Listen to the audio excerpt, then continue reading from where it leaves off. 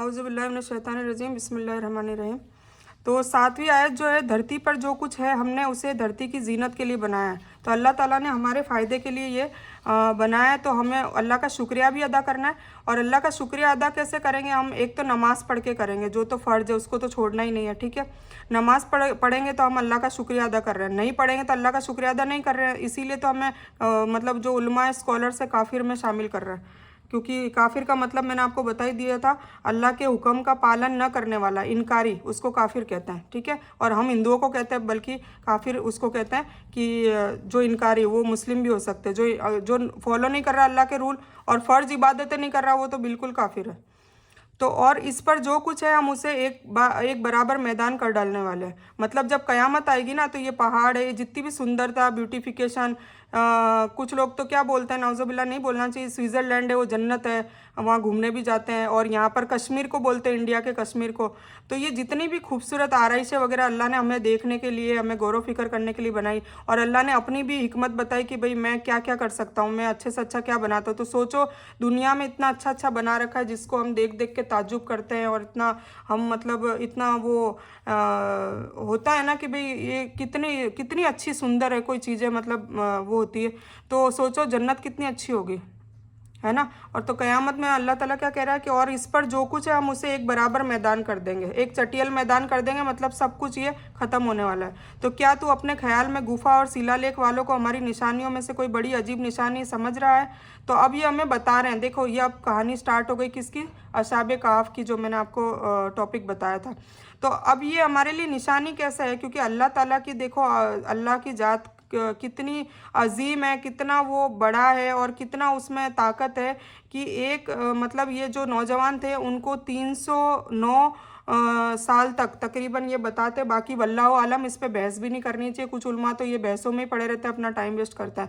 क्या मतलब है 309 साल हुए या 313 साल हुए, उसमें ही बहस करते रहते हैं और घंटों अपना टाइम ख़राब करते हैं। जो चीज़ अल्लाह ने अपने कलाम में लिख दी कि इस पर बहस ना करो, तो नहीं करनी चाहिए, ठीक है। जैसे कि हरफुल मुतक्कात होते हैं, अलिफ लाम मीम और काफ, तो इन सब में बहस नहीं करनी चाहिए कि इनका क्या मतलब होगा, क्या है। अल्लाह ने अगर मतलब समझाना होता तो पहले ही लिख देते हैं। तो ये सब चीज़ें जाननी चाहिए, यही तो हिकमत, यही मैं बार बार कह रही हूँ कि सबको अकल है, इल्म है, पर हिकमत नहीं है। हिकमत बहुत कम लोगों में आती है और अल्लाह उसी को हिदायत देता है। तो क्या तू अपने ख्याल में गुफा और शिलालेख वालों को हमारी निशानियों में से कोई बड़ी अजीब निशानी समझ रहा है? मतलब अल्लाह समझा रहा है कि मैं क्या नहीं कर सकता हूँ। मैं 300 साल, 309 साल तक, 300 साल से ज़्यादा साल तक, मतलब कुछ बंदों को जिंदा भी रख सकता हूँ बिना खाए पिए, बिना मतलब सोचिए हम एक दिन खाना नहीं खाए, 10 दिन खाना नहीं खाए, तो हम कैसी हमारी हालत हो जाए। तो सोचिए 300 साल खाना खाए बिना कैसे इंसान जिंदा रह सकता है। कितनी बड़ी निशानी अल्लाह ने बताई अपने आप की पहचान करवाने के लिए कि मैं क्या हूँ, अजीम शान हस्ती हूँ। फिर भी हम उनका नाउज़ुबिल्लाह शुक्रिया नहीं करते हैं, ठीक है। तो ये समझने वाली बात है। तो अब ये स्टोरी देखिए, आप ध्यान से सुनिएगा, बहुत अच्छी स्टोरी है। और ये वैसे शॉर्ट में है, इसकी पूरी डिटेल में स्टोरी है ना, इंशाल्लाह मैं वर्कशॉप नंबर 2 में सुनाऊंगी कहानी की तरह, तो और भी ज़्यादा मज़ा आएगा। पर अभी हमें बस इससे हमें क्या लेना है, सबक लेना है। उन नौजवानों ने जब गुफा में पनाह ली तो दुआ की कि हे हमारे रब, हमें अपने पास से रहमत अता कर और हमारे काम में हमारे लिए रास्ते को आसान कर दे। उन्होंने ये दुआ करी। इसीलिए ये जैसे मैं ना पढ़ती हूँ ना, रब्बना आतिना मिन लदुनका रहमतन व हय्यि लना मिन अमरिना रशदा, ये वही दुआ है, ठीक है ना। तो ये जितनी भी देखिए रब्बना जो है ना, रब्बना से जो दुआ है वो सारी की सारी इसमें कुरान में 40 है टोटल। तो 40 के 40 है ना, हमें कोशिश करनी चाहिए हिफ्ज़ करन। नहीं तो हमें एक बुक मिलती है मोमिन का हथियार, और बहुत सारी बुक मिलती है, मैंने मम्मी को बताई थी मेरी, तो वो पढ़ती है। तो ये रब्बना की किताब, और ये ऐसी छोटी छोटी चीज़ें आप खुद खरीद के लोगों को तकसीम करें, लोगों की ज़िंदगी में आसानियाँ पैदा करें, तो उससे उनकी दुआएं कबूल होगी। तो सोचिए कितना सवाब मिलेगा। ये ऐसे काम करें। तोहफ़ों में हमेशा है ना, आप दीन की बात या अल्लाह का तारुफ या अल्लाह की ज़ात से करीब आने का जो भी ज़रिया होता है ना, वो चीज़ तोहफ़ों में ज़्यादा दें, ठीक है ना। तो बहुत अच्छा रहेगा। तो उन नौजवानों ने अल्लाह ताला से पनाह ली। मतलब ये मैं थोड़ी सी कहानी फिर बतानी पड़ेगी, या बताऊं या नहीं बताऊं। एक राजा था दकियानूस नाम का। तो उसने मतलब वो अपने खुदा से जो मतलब वो कोई गैरुल्ला था, अल्लाह के सिवा किसी और की इबादत करने वाला। पूरी स्टोरी मैं बाद में बताऊंगी। तो ये नौजवानों को क्या है, अल्लाह का पता चल गया था कि नहीं ये भूतों में मतलब हिकमत आ जाती है ना। ऐसे अबू बकर सिद्दीक ने भी, सिद्दीक रदिल्लाहु ताला अन्हु जो है पहले खलीफा हमारे, उनको भी पहले से ये पता चल गया था कि भाई ये भूत परस्ती कुछ नहीं करती। ऐसे ही इब्राहिम अलैहिस्सलाम की स्टोरी सुनेंगे तो उन्होंने भी मतलब अल्लाह ताला ने उनको रसूल और नबी बनाने मतलब बनाने से पहले ही उनके दिमाग में भी ये हिकमत थी। हिकमत किसी को बाय गॉड भी मिल जाती है, ये बहुत बड़ा तोहफा होता है। तो उन्होंने भी यही सोचा कि यार ये मूर्ति पक्षी तो उड़ा नहीं सकती, तो ये हमारा क्या भला करेगी। इसी तरह अबू बकर सिद्दीक रज़ियल्लाहु ताला अन्हु के पापा जब बाहर जाते थे तो अब्बू उनके जाते थे तो कह के जाते थे मेरे ये अपने गॉड का ध्यान रखना। तो वो भी यही कहते थे कि वो सोचते थे दिमाग में पहले से ही।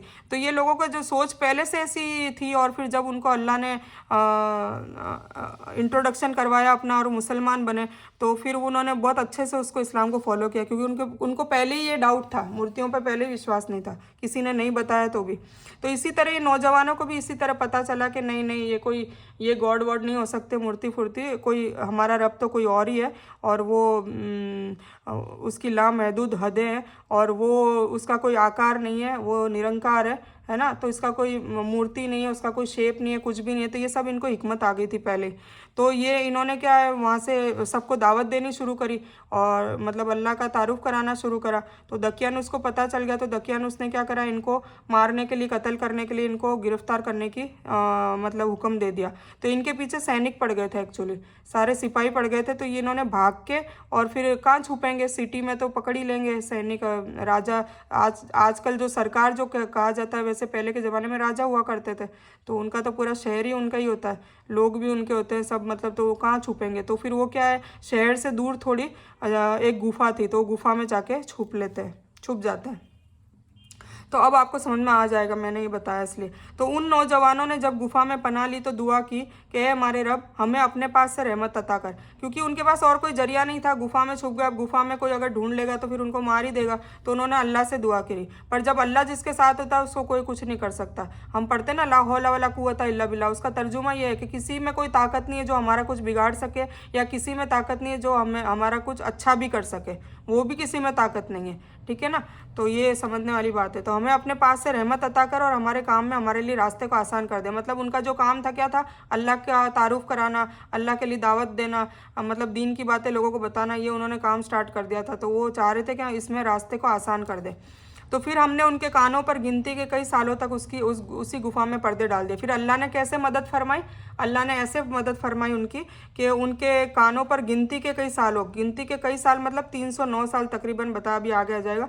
तो पर्दा डाल दिया, उनको सुला दिया मतलब। फिर हमने उन्हें उठा खड़ा कर दिया कि हम यह जान ले कि दोनों गुटों में से इस बड़ी मुद्दत को जो उन्होंने गुजारे किसी ने अधिक याद रखा है। फिर उनको उठाया, ठीक है ना। 309 साल के बाद वो उठे तो आपस में एक दूसरे को पूछ रहे हैं अपन कितने टाइम सोए। तो कोई कह रहा आधा दिन, कोई कह रहा है कि ना आधे से थोड़ा ज़्यादा दिन, कोई कह रहा है आधे से कम दिन। फिर उन्होंने लास्ट में कहा कि पता नहीं, जितना भी सोए होंगे अल्लाह बेहतर जानता है, ठीक है। अब उनको ये भी नहीं पता कि वो 300 साल सोए, क्योंकि वो जिस हालत में सोए थे उसी हालत में ना उनको बुढ़ापा आया, ना उनके झुर्रियाँ पड़ी, ना उनकी हड्डियाँ गली, कुछ भी नहीं। जो जिस हालत में सोए थे, सोचिए कितना बड़ा चमत्कार, कितना बड़ा मौजज़ा है। फिर हम क्यों अल्लाह की मतलब हमें अल्लाह की अजमत पहले पता करनी कि अल्लाह है कौन, अल्लाह क्या क्या कर सकता है। और ये जब कुरान पाक पढ़ेंगे तब समझ में आएगा ना। अल्लाह से मोहब्बत ही कुरान पढ़ेंगे तब होगी, वरना नहीं होगी। और हम अजमी है इसलिए हमें ट्रांसलेशन पढ़ना है, वरना अरबियों को तो ये सब पता है ना, इसीलिए। तो ये बहुत समझने वाली बात है, ठीक है। तो देखेंगे वर्कशॉप नंबर 3 में इसका इंशाल्लाह ए लेवल का तर्जुमा। इसके तर्जुमे कई तरीके के होते हैं, जैसे कि अभी मैं सिर्फ यही पढ़ रही हूँ, तो ये ए लेवल का तर्जुमा है। फिर हम इंशाल्लाह वर्ड टू वर्ड, मतलब बहुत सारे, फिर देखो इसमें गोता लगाने के लिए तो मौत तक कोई इसका हदूद नहीं है इसकी कोई।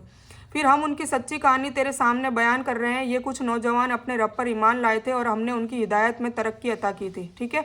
और हमने उनके दिल मजबूत कर दिए थे, जबकि ये उठ खड़े हुए और कहने लगे कि हमारा रब तो वही है जो आकाशों और धरती का रब है, ठीक है। ये आया ना, इलाहन लकत कुलना इज़्ज़त सतता, ये रब्बुस समावाती वल अर्द, समावात का मतलब होता है आसमान और अर्द का मतलब होता है ज़मीन। तो आप जब भी ये पढ़ेंगे आपको इतना तो याद आ जाएगा कि रब्बुना रब्बुस समावाती वल अर्द, मतलब वो आसमान और ज़मीन का रब कौन है? सिर्फ अल्लाह है।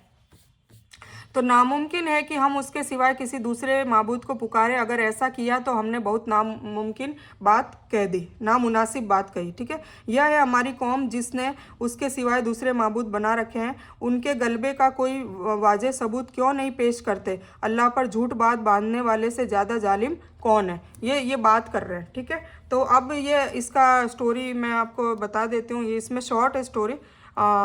ठीक है, तो ये बहुत लंबा हो जाएगा, चलो पढ़ लेती हूँ। इस बात से मुराद कुरान करीम में काफिरों के ईमान लाने की जितनी शदीद इच्छा आप सल्लल्लाहु अलैहि वसल्लम की थी, उनके मुंह मोड़ने और इनकार से आप सल्लल्लाहु अलैहि वसल्लम को जो बहुत ज़्यादा दुख होता था, इसमें आप सल्लल्लाहु अलैहि वसल्लम की इसी हालत का बयान है। ये वही नौजवान है जिन्हें कहफ वाले कहा गया है, तफसीली बयान आगे आएगा। उन्होंने जब अपने दीन की हिफाजत के लिए गुफा में पनाह ली तो यह दुआ की, कहफ वालों कि इस कहानी में नौजवानों के लिए बड़ी नसीहत है। आजकल के नौजवानों का ज़्यादातर वक्त बेकार में बर्बाद होता है। पान के गल्ले में सिगरेट बीड़ी फूंकते हैं, फालतू की बातें करते हैं, कुछ लोग मोबाइल लेके बैठ जाते हैं, स्क्रॉल करते हैं, गेम खेलते हैं, वीडियो गेम खेलते हैं। जबकि नौजवानों को ज़्यादा दिन में फैलाव करने का ज़्यादा उनसे सवाल किया जाएगा, क्योंकि उनके शरीर में ताकत है। बुढ़ापे में आके क्या होता है? कुछ भी नहीं होता, बीमारी आ जाती है। तो नौजवान हो तो वो कमा भी सकते हैं, वो दीन की भी काम कर सकते हैं, वो लोगों को नसीहत भी कर सकते हैं, खिदमत भी कर सकते हैं। इसलिए नौजवान, वो काफ वाले नौजवान थे, तो इसीलिए इससे सबक लेना चाहिए आजकल के नौजवानों को भी,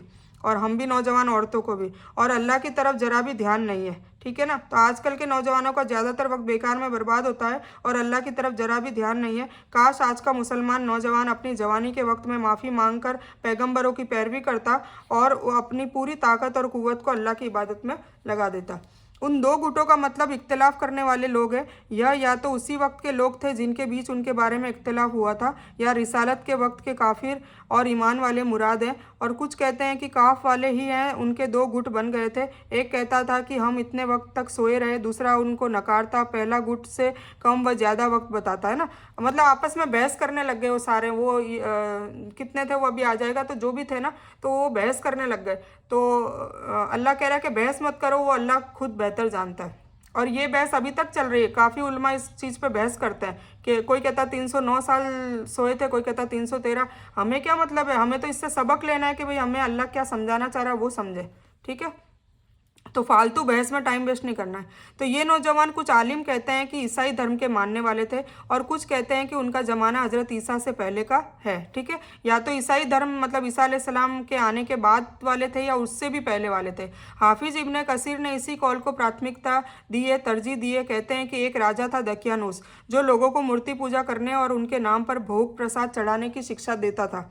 ठीक है, अल्लाह ताला ने इन कुछ नौजवानों के दिल में ये बात डाल दी कि इबादत के लायक तो सिर्फ एक अल्लाह ही है, जो आकाश और धरती का खालिक है और सारी दुनिया का मालिक है, रब है। ठीक है, तो जिससे मालूम होता है कि इनकी तादाद 9 या उससे भी कम थी। ये जैसे ये वर्ड है ना, उसकी वजह से बता रहे हैं। तो यह अलग होकर एक जगह पर अल्लाह अकेले की इबादत करते थे। फिर धीरे धीरे लोगों में उनके तौहीद के यकीन का चर्चा होने लगा। मतलब तौहीद मतलब सिर्फ और सिर्फ अल्लाह को मानने वाले लोग। ठीक है, तो यकीन का चर्चा होने लगा, तो राजा तक बात पहुंच गई और उसने उन लोगों को अपने दरबार में बुलाकर उनसे पूछा। तो वहाँ उन्होंने बेखौफ होकर वहाँ भी बोल दिया कि हाँ, हम तो एक ही अल्लाह को मानते हैं, हम तेरे अल्लाह को नहीं मानते। राजा को मुंह पे बोल दिया। कितनी बड़ी बात है, मतलब उनको कोई डर नहीं है, क्योंकि अल्लाह पे यकीन था, अल्लाह पे भरोसा था, इसीलिए उन्होंने बेखौफ होकर बोला। तो बेखौफ अल्लाह के एकेश्वरवाद मतलब तौहीद का बयान कर दिया। आखिर में राजा और अपनी कौम के मूर्ति पूजकों के डर से अपने धर्म की हिफाजत के लिए आबादी से दूर एक पहाड़ की गुफा में ये लोग छिप गए थे, जहाँ अल्लाह ताला ने उन्हें गहरी नींद में सुला दिया और 309 साल वहाँ सोते रहे। बाकी वल्लाहु आलम। ठीक है, और जबकि तुम उनसे और अल्लाह के सिवाय उनके दूसरे माबूदों से अलग हो गए हो, तो अब किसी गुफा में जा बैठो। ठीक है, ये अल्लाह कह रहा है, तुम्हारा रब तुम पर अपनी रहमत करेगा और तुम्हारे काम में आसानी पैदा कर देगा।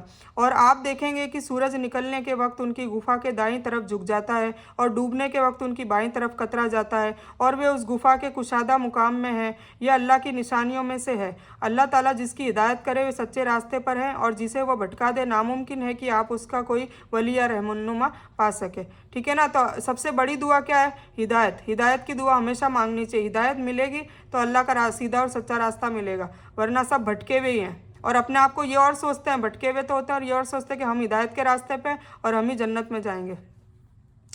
तो और आप विचार करेंगे कि वे जाग रहे हैं, मतलब सूरज को भी हुक्म दे दिया था कि भाई सूरज की रोशनी आती तो हम नहीं, आँखों में हमारे सूरज की रोशनी से मतलब हमारी नींद खुल जाती है, ज़्यादा रोशनी होती है तो अंधेरे में हमें नींद आती है। तो जब वो मतलब इस साइड, जैसे इस साइड करवट लेते थे ना, इधर उनका मुंह होता था ना, तो सूरज यहाँ आता था ताकि उनको सूरज नहीं मतलब पता चले।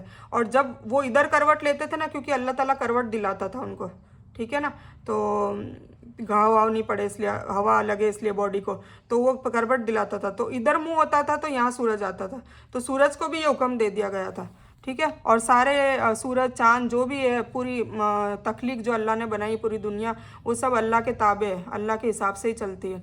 तो और आप विचार करेंगे कि जो जाग रहे हैं, अगरचे वे सो रहे थे, ठीक है, और हम मतलब गुफा में अगर देखते तो कुरान ये बताता है कि ऐसा लगता है कि वो जाग ही रहे, मतलब इतने सोए भी नज़र नहीं आ रहे थे, ऐसा लगता था। और खुद हम उनको दाहिने बाहिने करवटें दिलाया करते थे। उनका कुत्ता भी चौखट पर अपने हाथ फैलाए हुए था, ठीक है। ये देखो आया वह कल्बुहुम, मैंने बताया था कल्ब मतलब कुत्ता। और जो कल्ब है ना, वो आएगा मूसा अलैहिस्सलाम की स्टोरी में, वो भी मैं आपको बताऊंगी, ताकि आप धीरे धीरे वर्ड वगैरह सब पे भी ध्यान दें, ठीक है। तो उनका कुत्ता भी चौखट पर अपने हाथ फैलाए हुए था। अगर आप झांक कर देखना चाहते तो ज़रूर उल्टे पाँव भाग खड़े होते। कुछ कुछ लोग है ना गुफा में ऐसे आते जाते, वैसे तो गुफा बहुत शहर के दूर थी, पर आते जाते जैसे कोई यूँ सिपाही वगैरह देखना भी चाहता ना कि कहीं यहाँ तो नहीं छुपे, तो वो लोग जा ही नहीं सकते थे, क्योंकि वो कुत्ते को बाहर बिठा दिया था। वो कुत्ता इतना भयंकर डरावना और ऐसा लगता था कि उल्टे पाँव भाग जाते थे, और उसको अब उसका मतलब तस्करा करना भी उनको इतना डर लगता था, इतना रौब उस कुत्ते का अल्लाह ताला ने डाल दिया था। तो और उनके डर और रौब से आप भर दिए जाते थे, मतलब भाग जाते थे। और उसी तरह हमने उन्हें जगा कर उठाया। तो ऐसे करके क्या हुआ, फिर धीरे धीरे 300 साल हो गए, मतलब फिर वहाँ गुफा में किसी ने जाना ही, सब ने जाना ही बंद कर दिया। तो जब जाएंगे ही नहीं तो वो दकियानुस मारेगा कैसे, और उसकी खुद की भी मौत आ गई, 300 साल थोड़ा ना जिंदा रहेगा, वो मर गया। उसके बाद कई राजा आ गए, और ये लोग कौन थे वो सब भूल भुला गए, जनरेशन ही खत्म हो गई। सोचिए कितनी बड़ी बात है, ये अल्लाह का मौजूज़ा है। तो अल्लाह मदद करना चाहे तो कैसे भी कर सकता है, ठीक है ना। और कभी भी मुसीबत आए ना, और आप चाहते हैं कि आपका काम हो और उसमें बरकत हो, तो ये दुआ पढ़ लिया करो, जो इन्होंने पढ़ी, असहाबे कैफ ने पढ़ी थी ना, रब्बना आतीना मिन लदुनका रहमतम व हय्यि लना मिन अमरिना रशदा। और उसी तरह हमने उन्हें जगाकर उठाया कि आपस में पूछताछ कर ले। उनमें से एक कहने वाले ने पूछा कि तुम कितनी देर ठहरे रहे। उन्होंने जवाब दिया 1 दिन या 1 दिन से भी कम। वो आपस में मतलब पूछ रहे थे, तो सोचो उनको तो यही फील हो रहा है कि हम तो सिर्फ आधा दिन ही सोए हैं, जबकि वो 309 साल सोए थे। पर उनको बाद में पता चलता है, अभी आगे पता चलेगा।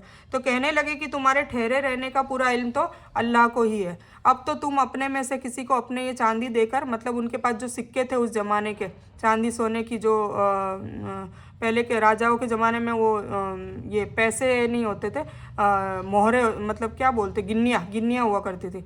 तो चांदी देकर नगर भेजो, और वह ठीक तरह से देखभाल कर ले कि नगर का कौन सा खाना पाक है। अब देखिए इन्हें हिकमत आ गई, तो इनको हलाल भी खाना है और हाइजीनिक भी खाना है, साफ़ सुथरा खाना है। क्यों? क्योंकि पाकी आधा ईमान है। तो इससे हमें और सबक लेना चाहिए। जहाँ जहाँ पाक आएगा वो हमें सोचना है, बार बार उस चीज़ को हमारे दिमाग में रिपीट करना है। तो खाना पाक है, पहले यूँ बोला, एक आदमी को, मतलब उनमें से एक बंदे को भेजा कि जाओ बाजार जाओ, पहले अच्छे से देख लो कौन सा खाना पाक है, फिर उसी में से तुम्हारे खाने के लिए ले आए, खा के मतलब खाना ले आए, और बहुत एहतियात और नरमी का बर्ताव करे, और किसी को तुम्हारी खबर न दे, ठीक है। ये वल यतलत्तफ का मतलब होता है नरमाई। अब इससे हमें ये भी सबक लेना है कि हमें हमेशा नरमाई से ही बिहेव करना है, नरमाई से बोलना है, नरमाई से बिहेव करना है, ठीक है। अकड़ के नहीं चलना है, क्योंकि अल्लाह को ये पसंद नहीं, अल्लाह को नरमाई पसंद है। तो उन्होंने भी ये उसको सलाह दी, उस बंदे को, जो अस्हाबे काफ में से एक बंदा था, कि तुम नरमाई से बात करना, और किसी को तुम्हारी खबर भी मत होने देना कि अपन यहाँ छुपे हुए। क्योंकि उनको तो ये वहम है ना, उनको ये नहीं पता कि 309 साल हो गए और ज़माना भी गुजर गया और उनको कोई जानता तक नहीं, और नया राजा भी आ गया, और जो राजा आया है वो तौहीद पे भी आ गया, मतलब इस्लाम फैल चुका है। अल्लाह उनको दिखाना चाहता था कि मैं देखो ऐसे मदद करता हूँ, तो इस्लाम फैल चुका था, मतलब उनको ये भी, पर उनको तो ये पता था ना कि वहाँ तो ईसाई धर्म चल रहा है, नसारा वाला रूल चल रहा है। तो वो तो ये सोच के, क्योंकि उनको कुछ पता नहीं, अब पता चलेगा जब वो बाजार जाएगा। तो अगर ये काफिर तुम पर अधिकार पालेंगे तो तुम्हें पत्थरों से मार डालेंगे। तो वो समझा रहे हैं, एक ही बंदे को भेजे तो समझा रहे हैं कि पता मत चलने देना कि भाई तुम वो असाबे काफ वाले मतलब गुफा वाले लोग जो अपन दीन लाके आए अल्लाह तौहीद वाले, वरना वो है ना पत्थरों से मार डालेंगे। तो ये या दोबारा तुम्हें अपने धर्म में या तो मार डालेंगे और या फिर तुम्हें ज़बरदस्ती अपने वापस मतलब मुस्लिम में से मुशरिक में वापस ला देंगे। तो फिर तुम कभी कामयाबी नहीं पा सकोगे। देखो इनमें कितना अकीदा आ गया। मतलब फिर तुम अगर मुसलमान नहीं मरे तो तुम फिर कामयाबी नहीं पा सको, क्योंकि नॉन मुस्लिम्स जो है उनको अल्लाह ताला हमेशा हमेशा की जहन्नम देगा। और हमने इस तरह लोगों को उनकी हालत से आगाह कर दिया कि वे जान ले कि अल्लाह का वादा पूरा सच्चा है और क़यामत में कोई शक व शुबा नहीं। जबकि वे अपनी बात में आपस में इख्तलाफ कर रहे थे, कहने लगे इनकी गुफा पर एक घर बना लो, उनका रब ही उनकी हालत का ज़्यादा जानने वाला है जिन लोगों ने उनके बारे में प्रभाव डाला। ठीक है, अब ये देखो, ये इसीलिए कुरान कहते हैं ना कि समझ में नहीं आता। ये इसके पीछे है ना, जब अगर स्टोरी पता हो तो समझ में आ जाता है। अब ये बात कहाँ से कहाँ चली गई कि फिर इसमें बहुत बड़ी स्टोरी में अभी इसमें समझा देती हूँ। एहतियात और नरमी, कुछ इससे सोते रहे। एहतियात और नरमी पर जोर इस उम्मीद से दिया गया है कि जिसके सबब वे नगर से निकलकर निर्जन जगह पर आए थे, मतलब अपनी सिटी में से आउट ऑफ सिटी, अभी के लिहाज से बताऊँ आउट ऑफ सिटी चले गए थे और कोई जंगल जैसा था, वहाँ पे एक गुफा थी, उसमें गए थे। तो इनको पता नहीं था कि एक्चुअली में अभी माहौल क्या चल रहा है। और ये तो हम सोच ही नहीं सकते ना, हमको अगर कोई 300 साल मान लो सुला दे और हम उठें तो हमें क्या पता, और हम उसी हालत में उठें।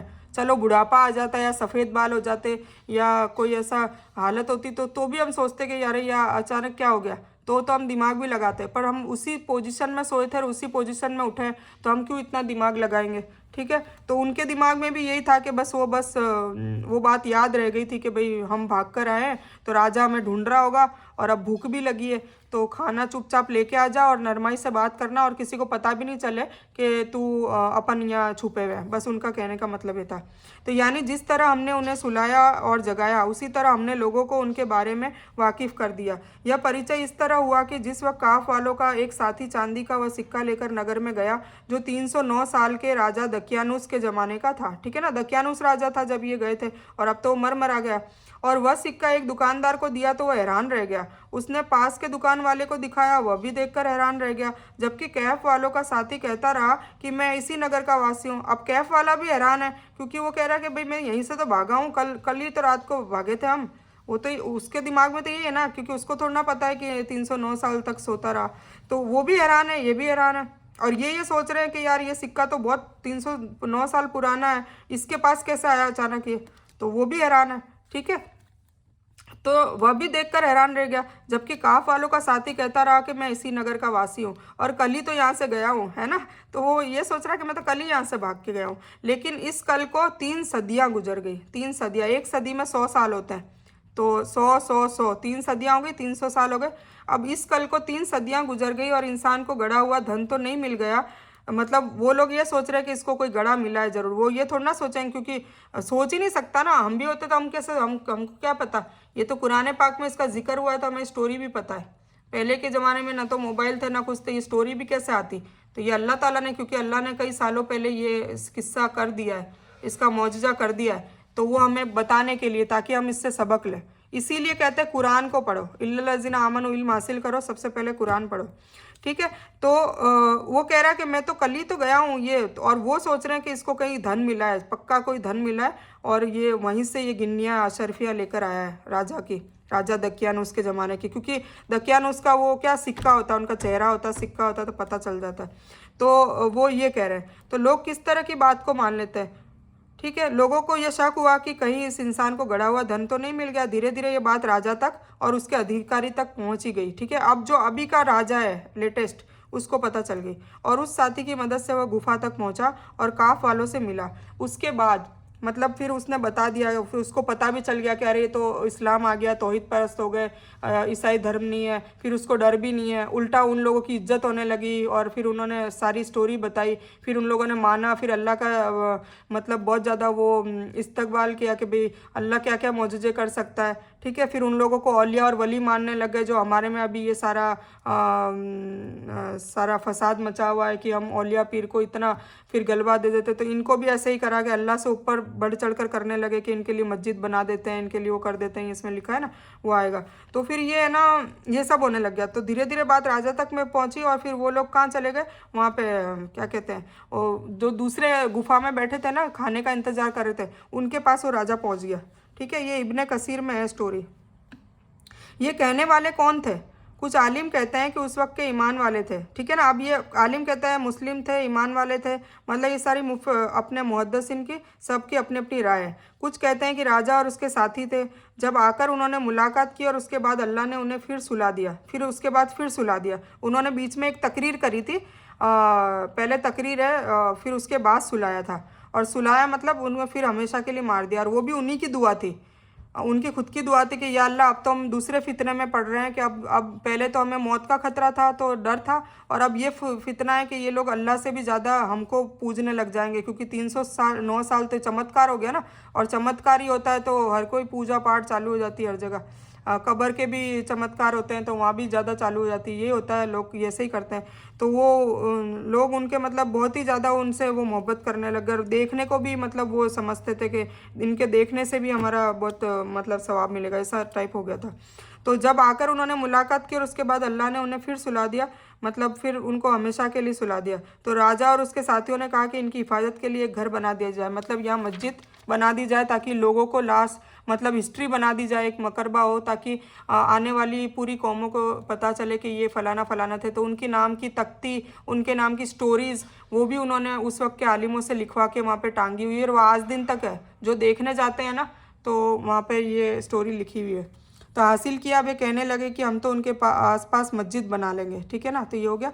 कुछ लोग कहेंगे कि गुफा के लोग 3 थे, कुछ कहेंगे चौथा उनका कुत्ता था, कुछ कहेंगे कि 5 थे, छठा उनका कुत्ता था। गैप के बारे में अंदाजे से पत्थर चला देना, कुछ कहेंगे कि वे 7 है और 8वां उनका कुत्ता है। आप कह दीजिए कि मेरा रब उनकी तादाद अच्छी तरह जानने वाला है, उन्हें बहुत कम लोग जानते हैं। फिर आप भी उन लोगों के बारे में केवल मुख्तसर बातचीत ही करें, और उनमें से किसी से उनके बारे में पूछताछ भी न करें। देखो, आलिमों की पकड़ इसीलिए होगी क्योंकि आलिम इसी बारे में बहस करते हैं। आपको कई बार यूट्यूब में दिख जाएगा कि ये अब इस चीज़ के लिए जब अल्लाह कह रहा है कि कुछ ये कहेंगे, कुछ ये कहेंगे, कुछ ये कहेंगे, 7 थे, 4 थे, 3 थे, पर आप इस चीज़ों में मत उलझो, इसमें बहस मत करो। बस आप स्टोरी से एक सबक लो कि आपको तौहीद परस्त होना है, आपको सिर्फ अल्लाह की इबादत करनी है। और अगर तौहीद परस्त होंगे तो अल्लाह आपको बड़ी से बड़ी मुसीबत में से निकाल देगा।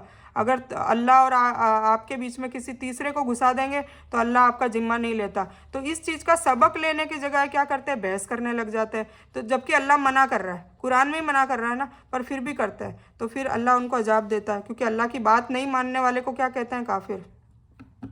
और कभी किसी काम पर इस तरह ना कहें कि मैं इसे कल करूँगा। अब ये इसमें इंशाअल्लाह की अहमियत का जिक्र है, और मैं आगे पता चल जाएगा। लेकिन साथ ही इंशाअल्लाह कहो, देखो है ना, ये अल्लाह ने कहा ना कि कभी हम नहीं कहते, हमारा भी मामूल है, कोई बुला लेगा दावत में या शादी में या कहीं जाना होगा, हाँ हाँ मैं कल आ जाऊँगा, नहीं, कभी नहीं करे। आपको क्या पता कल आपकी मौत भी हो सकती है ना। मतलब इंशाअल्लाह कहोगे तो अल्लाह का फिर बीच में अपन ने डाल, हर चीज़ में अल्लाह को डालो, क्या इंशाअल्लाह आ जाऊँगा। इंशाअल्लाह कह दिया तो फिर पक्का ही होगा, क्योंकि अल्लाह का साथ आ जाएगा। तो इंशाअल्लाह के बिना बोले नहीं, और ये अल्लाह ने ताकीद की है, कुरान में खुद कहा है कि हर काम में इंशाअल्लाह बोलो। लेकिन साथ ही इंशाअल्लाह, अल्लाह ने चाहा तो ये कहो, और जब भी भूलें तो अपने रब को याद कर लिया करो। और कभी मामूल नहीं है तो नहीं आएगा ज़ुबान पे, तो बीच में आप फिर अल्लाह से माफ़ी मांग ले कि अल्लाह मैंने माफ़ कर देना, अब से मैं कहूँगी। ठीक है। और कहते रहें कि मुझे पूरी उम्मीद है कि मेरा रब इससे भी ज़्यादा हिदायत के करीब की बात की हिदायत करेगा, और अपनी हिदायत मांगते रहें। और वे लोग अपनी गुफा में 300 साल तक रहे, और 9 साल और ज़्यादा उन्होंने गुजारे। अब ये कुरान में आ चुका है। ठीक है। इसमें भी बहस होती है, 309 साल, 313 साल। आप कह दीजिए कि अल्लाह ही को उनके ठहरे रहने का वक्त अच्छी तरह का इल्म है। आकाश और धरती का गैप सिर्फ अल्लाह को है, उसी को ही है। वह क्या ही अच्छा देखने और सुनने वाला है। ठीक है। समीउन बसीर, ये आएगा ना, तो ये अल्लाह के नाम है। कहाँ गया। सिवाय अल्लाह के उनकी कोई मदद करने वाला नहीं, और अल्लाह ताला अपने हुक्म में किसी को शामिल नहीं करता। ठीक है, और आपकी तरफ जो आपके रब की किताब वही की गई है उसे पढ़ते रहे, उनके बातों को कोई बदलने वाला नहीं, आप उसके सिवाय हरगिज़ हरगिज़ कोई पनाह न पाएंगे। देखिए कुरान के बारे में कहा जा रहा है कि आप जो वही है, वही मतलब ये कुरान पाक ही है ना, वही के ज़रिए आया। तो अब ये हमको भी कहा जा रहा है कि आप सिर्फ कुरान को पकड़े रखो, कुरान को पकड़े रखो। सभी मतलब हर आया सूरह में ताकीद करी है, फिर भी कुरान को हमने पीछे छोड़ रखा है। हम किस्से कहानियों की किताबों से इल्म सीखते हैं, देखिए, जबकि इल्म हमें कुरान से, हुजूर पाक सल्लल्लाहु अलैहि वसल्लम ने भी तो इल्म कुरान से ही सिखाया है ना। ठीक है, तो हमें भी उनकी कॉपी करनी, उनके हिसाब से ही चलना है। ठीक है, और ये भी कह दिया है, कुछ लोग कहते हैं कि गुमराह हो जाओगे, नाउज़ुबिल्लाह, कुछ आलिम कहते हैं बोलो कि कुरान पढ़ोगे तो गुमराह हो जाओगे। तो फिर गैर मुस्लिम और ये ईसाई और यहूदी और ये जो अमेरिकन और ऑस्ट्रेलियन जो भी अभी यूट्यूब में कितने सारे मुसलमान बन रहे हैं, तो वो कुरान पढ़ के ही तो बन रहे हैं। वो खुद कहते हैं कि हमने कुरान पढ़ी, कोई कहता है कि हमने कुरान में कमी निकालने के लिए पढ़ी, पर उससे हमको अल्लाह ने हिदायत दे दी। तो वो जब गुमराह नहीं हो रहे तो हम कैसे गुमराह होंगे। तो आलिम लोगों को जो ये बोल रहे हैं इतना बढ़ चढ़ कर के मत पढ़ा करो, और लोग भी उनकी मानते हैं। अल्लाह सबको हिकमत और हिदायत दे। ठीक है, तो और आपकी तरफ जो आपके रब की किताब आई है तो उसे पढ़ते रहे, उसकी बातों को कोई बदलने वाला नहीं है, क्योंकि अल्लाह ने इसका जिम्मा ले लिया है। तौरेत, जबूर और इंजिल जो पहले की आसमानी किताब है वो बदल दी थी। तौरेत आई थी, ये तौरेत, जबूर, इंजिल जो भी आई थी तो सब ने अपनी अपनी कौमों ने बदल दी थी, पर अल्लाह ने कुरान पाक का तो जिम्मा ले लिया कि इसकी कोई भी एक आयत का एक लेटर, एक हर्फ भी कोई बदल नहीं सकता। ठीक है, उसके सिवाय हरगिज़ हरगिज़ कोई पनाह न पाएंगे। और जो ये कुरान पाक के हिसाब से नहीं चलेंगे, उनके अलावा मतलब कुरान पाक के अलावा जो चलेंगे वो हरगिज़ हरगिज़ पनाह नहीं पाएंगे, मतलब अल्लाह हिफाजत में नहीं रहेंगे, उनको परेशानी आती रहेगी। और अपने आप को उन्हीं के साथ रखा करें।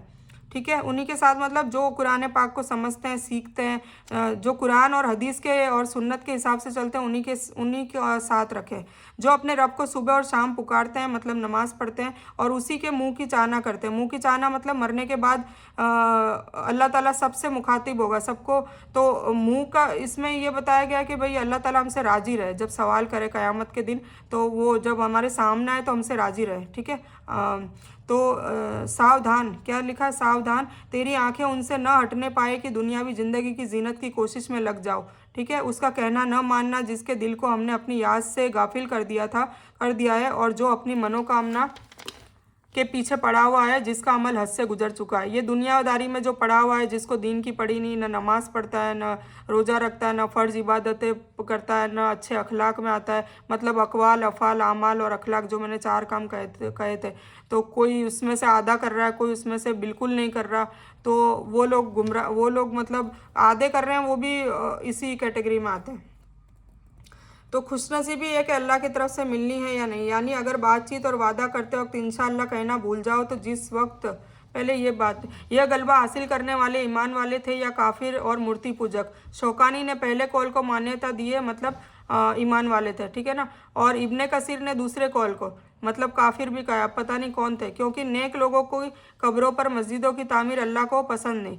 तो हाँ, उन्होंने उस हिसाब से कहा क्योंकि वो बिदात करते थे ना, मतलब अल्लाह के सिवाय फिर उनको उनकी कब्र बना कर पूजने लग गए, तो बात तो वही होगी। तो नबी सल्लल्लाहु अलैहि वसल्लम ने फरमाया, अल्लाह ताला यहूदियों और ईसाइयों पर लानत करे जिन्होंने अपने पैगंबरों और बुजुर्गों की कब्रों को मस्जिद बना लिया। अब हुजूर पाक से सबने ये लानत बरसाई है, और अपन क्या करते हैं वो भी अपन देख लें। बुजुर्गों की कब्रों पे जाना करना ये सब देखो, ये हुजूर पाक से सबने सही बुखारी में, और जो भी हुजूर पाक से सबने कह दिया वो गलत है, मतलब कह दिया कि ये बुरी चीज़ है तो फिर वो बुरी है, गलत है। ठीक है, तो अल्लाह ताला यहूदियों और ईसाइयों पर लानत करे जिन्होंने अपने पैगंबरों और बुजुर्गों की कब्रों को मस्जिद बना लिया। ये सही बुखारी किताबुल जनाइज, जो सही बुखारी की भी किताबें वॉल्यूम्स होती है, उसका नाम है, और उसमें बाब मतलब चैप्टर होता है मायकरा बिन इक्ते खाजिल मस्जिद अलल कबूरे, और सही मुस्लिम में भी किताबुल मजाजिद वाला जो चैप्टर है उसमें वत्ते खाजिद सोर फिया है। ये इतनी डिटेल इसलिए लिखी कि आप खुद भी ढूंढ के पढ़ सकते हैं, ताकि मैं झूठ बोल रही हूँ सच बोल रही हूँ वो आप देख लें। हज़रत उमर रज़ियल्लाहु ताला अन्हु की खिलाफत में इराक़ में हज़रत दानियाल की कब्र मालूम हुई। हज़रत दानियाल एक नबी थे, तो आपने हुक्म दिया कि इसे छिपाकर आम कब्रों जैसी कर दो, इसीलिए पक्की इमारत बनाना मना है। पक्की इबारत पक्की कब्र बनाते हैं तो फिर उसमें लोग जो नेक होते हैं तो उनको पूजने पर पाठने वाले बन ही जाते हैं, ठीक है। इसीलिए ये अल्लाह ताला ने खुद कहा है, तो ये इन्होंने करा भी है उस ज़माने में, और फिर भी हम किस गफलत में पड़े हैं देख लें। हज़रत उमर रज़ी अल्लाह ताला अन्हु कौन है? हज़रत उमर अल्लाह के नबी के बाद रसूलुल्लाह सल्लल्लाहु अलैहि वसल्लम की गुजर गए थे। ये भी हम 4 खलीफा की स्टोरी पढ़ेंगे तब समझ में आएगा। तो ये 2nd नंबर खलीफा है हमारे, हज़रत उमर फ़ारूक रज़ी अल्लाह ताला अन्हु। तो उनकी खिलाफत जो चल रही थी ना, उनका शासनकाल, उनकी गवर्नमेंट मदीना में, तो इराक़ में हज़रत दानियाल की जब कब्र मालूम पड़ी कि ये हज़रत दानियाल की है, तो उन्होंने ये उनको हुक्म दिया, मतलब सबको कहा कि कब्रों नॉर्मल कब्र कर दो ताकि पता नहीं चले कि दानियाल की कब्र है, ठीक है, दानियाल अलैहिस्सलाम। तो कब्रों जैसी कर दिया जाए ताकि लोगों के इल्म में ना आए कि फ़ला कब्र फ़ला पैगंबर की है। ये तफसीर इब्न कसीर में। मुफस्सिरीन कहते हैं कि यहूदियों ने नबी सल्लल्लाहु अलैहि वसल्लम से 3 बातें पूछी थी। रूह की हकीकत क्या है, ठीक है ना। एक बार ये यहूदी आए थे कि भाई अगर तुम 3 हम जो पूछ रहे हैं उस सवालों का जवाब दे देते हो तो फिर तुम नबी हो, मतलब यकीन वो कन्फर्मेशन के लिए आए थे। तो उन्होंने 3 सवाल पूछे थे। एक पूछा था रूह की हकीकत क्या है, दूसरा पूछा था काफ वाले लोग कौन है, ठीक है, और तीसरा जुल्करनैन कौन थे। तो ये तीनों चीज़ें उन्होंने पूछी ना, तो उसके हुजूर पाक सल्लल्लाहु अलैहि वसल्लम को पूछी, तो उसके जवाब में ये सूरह नाजिल हुई थी, समझ गए।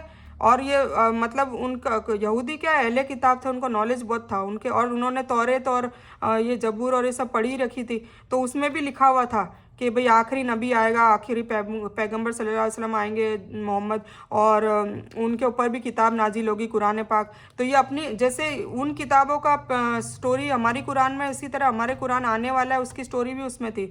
तो जो बहुत बड़े बड़े आलिम थे यहूदियों में, तो उन्होंने कहा कि चलो जांच पड़ताल करते हैं, क्योंकि गलत नबी होने का भी तो दावा करते हैं ना, जैसे ये अपने अभी भी कर रहे हैं, अभी भी कई लोग आएंगे। और हुजूर पाक सल्लल्लाहु अलैहि वसल्लम ने कहा कि क़यामत से पहले 30 मेरे बाद, मतलब मेरे बाद 30 दज्जाल आएंगे, क्योंकि हुजूर पाक सल्लल्लाहु अलैहि वसल्लम हमारे आखिरी नबी है। उसके बाद कोई नबी, कोई रसूल, कोई आने वाला ही नहीं है। आखिरी नबी की मोहर लगा दी, और वो भी कुरान पाक में उसकी आयत है, ठीक है, तो वो आगे चल के आएगी।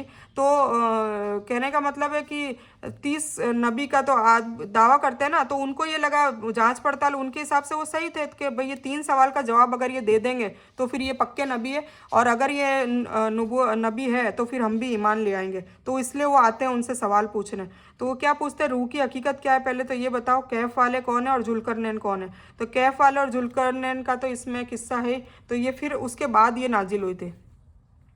तो नबी सल्लल्लाहु अलैहि वसल्लम ने फरमाया तुम्हें कल जवाब दूंगा। अब देखो इसमें हुजूर पाक सल्लल्लाहु अलैहि वसल्लम ने नबी तक को, हुजूर पाक सल्लल्लाहु अलैहि वसल्लम को भी नहीं छोड़ा, क्योंकि इन्होंने इंशाअल्लाह नहीं बोला।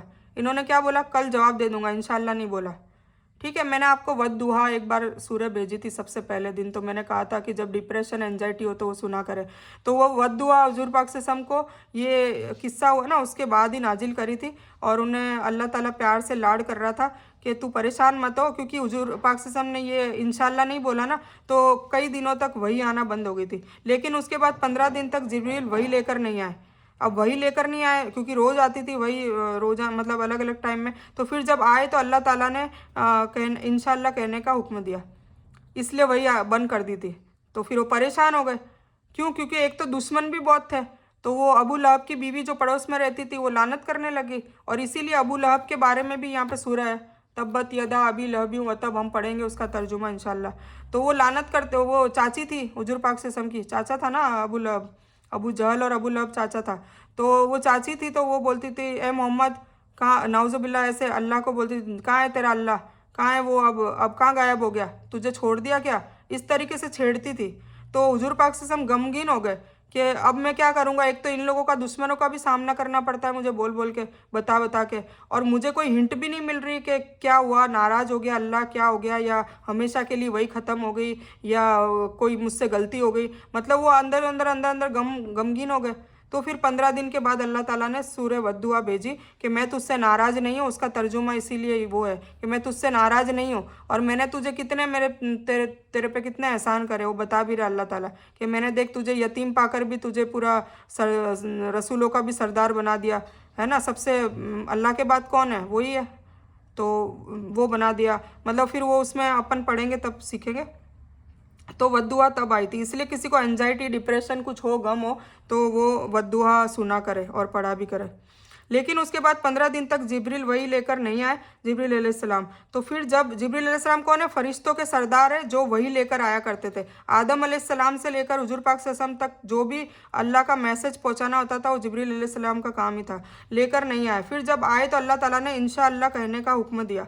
आयत में गद मतलब कल से मुराद आने वाला दिन है, यानी जब भी मुस्तकबिल, करीब या देर से कोई काम करने का इरादा करो, मतलब आने वाले मतलब 1 घंटे के बाद ये वो, तो उसमें इंशाअल्लाह ज़रूर बोलो, इंशाअल्लाह ज़रूर कहा करो, क्योंकि इंसान को पता नहीं है कि वह जिस इरादे को जाहिर कर रहा है उसको पूरा करने की खुशनसीबी भी अल्लाह उसकी तरफ से देगा या नहीं देगा, है ना। तो इतना और कॉन्फिडेंट ना हो, क्योंकि हमें पता ही नहीं कि आने वाले 1 सेकंड में भी हमारे साथ कुछ हो सकता है, इसलिए इंशाअल्लाह ज़रूर बोले। यानी अगर बातचीत और वादा करते वक्त इंशाअल्लाह कहना भूल जाओ तो जिस वक्त याद आ जाए इंशाअल्लाह कह लो। कभी ऐसा होता है ना, शुरुआत में हमारी आदत नहीं होती तो हम भूल भी जाते हैं। शुरुआत में हमारे खाना खाने से पहले बिस्मिल्लाह बोलने की आदत नहीं होती, तब भी भूल जाते हैं। तो तब भी देखो अल्लाह ने कितनी राहत दी है कि अगर तुम उसमें भी बोला कि अगर तुम बिस्मिल्लाह कहना भूल जाओ तो बीच में याद आ जाए तो क्या बोलो? बिस्मिल्लाही अव्वलु व आखिरु, मतलब मैंने पहले वाली बिस्मिल्लाह भी पढ़ ली और आखिर वाली भी पढ़ ली।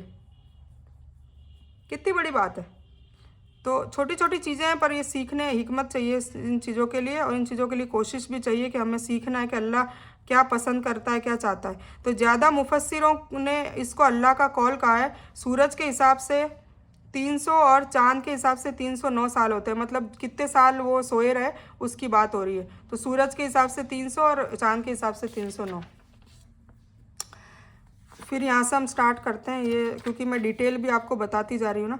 तो जो अपनी मनोकामना के पीछे पड़ा हुआ है, मतलब जो दुनियादारी में पड़ा हुआ है, जिसको दीन जानना भी नहीं है, फॉलो भी नहीं करना, अल्लाह क्या चाहता है कुछ, मतलब अल्लाह का नाउज़ुबिल्लाह खाली नाम का मुसलमान है, उसको ये कहा हुआ है कि ये फिर अपने अमल हद से गुजर चुका है, वो फिर वो गुमराही में है और बड़े नुकसान में है। और ऐलान कर दें कि यह सरासर हक, मतलब कुरान तुम्हारे रब की तरफ से है। अब जो चाहे ईमान लाए, जो चाहे इसको पढ़े ईमान लाए, और जो चाहे कुफ्र करे, है ना, जो चाहे इसको पढ़े समझे और फिर न माने मतलब कुफ्र करे, इनकार करे। ये तो आपको पता ही चल गया काफिर का मतलब। जालिमों के लिए हमने वो आग तैयार कर रखी है, और जो कुफ्र करेगा वो जालिम है। और अल्लाह ताला फिर चाहे मुसलमान हो चाहे मुशरिक हो, जो भी जालिम है, और सबसे ज़्यादा जालिम कौन होते हैं? जो आलिम होते हैं, मतलब जिनको पता होता है।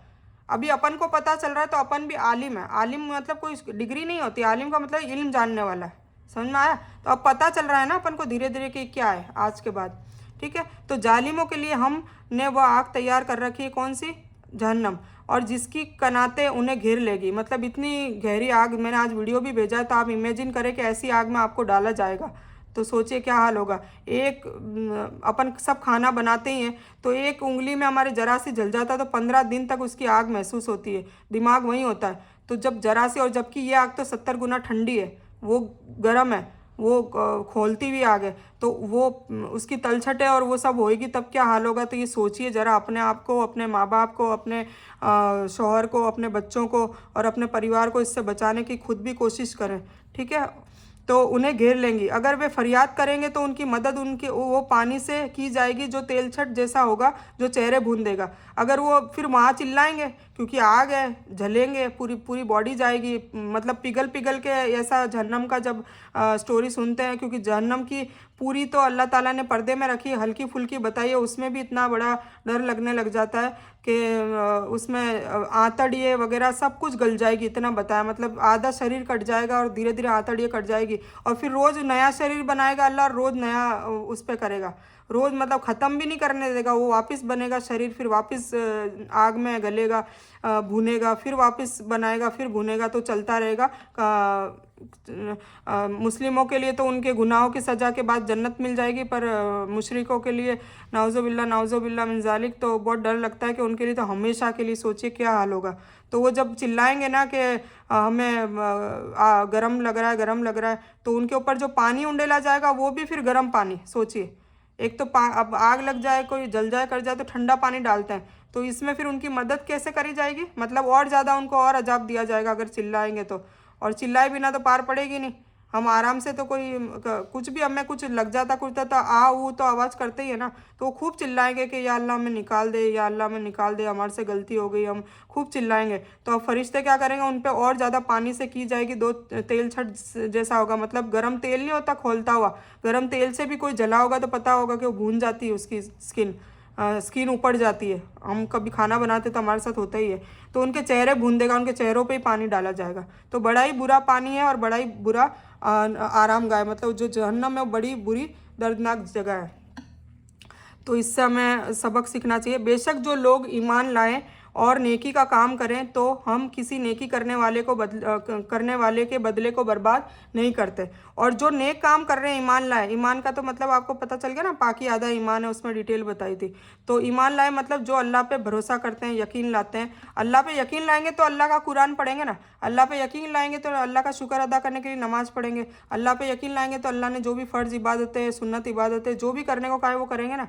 यकीन नहीं कर रहे मतलब यकीन नहीं है, चाहे मुंह से बोलते रहो। और जो मुंह से बोलता है और करता नहीं, उसको मुनाफिक की कैटेगरी दिया है। तो जब कुरान का तर्जुमा पढ़ेंगे तब 3 कैटेगरी के लोग होते हैं, तो उसमें अपन अपने आप को झांक के देखेंगे अपन किस कैटेगरी में आते हैं।